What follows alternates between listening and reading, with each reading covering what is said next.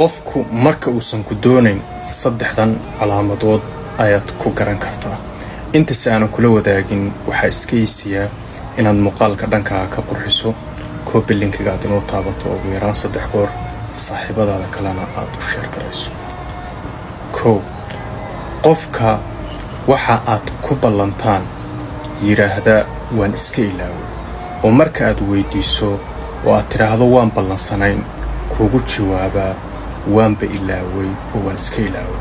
sababtoo ah qofka muhiimka u ah marnaba ma ilaawo waxa ay ku ballamaan. waxaad ogaataa qofkaasu waa qof aan adiga ku doonayn.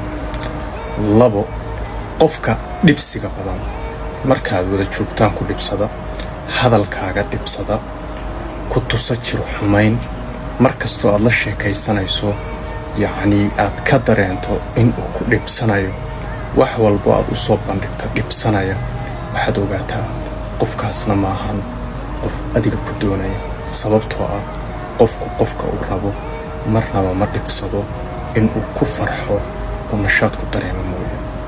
3 qofka hadalka kuu soo gaabiya, mar walbo aad wada hadlaysaan kuu soo gaabiya hadalka, xaalkiisa markaad weydiiso si kooban kaaga jawaaba, markastaba hadalka kuu soo gaabinaya oo aan si wacan waxba kuugu faahfaahinayn, qofkaasna waxaad ogaataa waa qof aan adiga ku doonayn.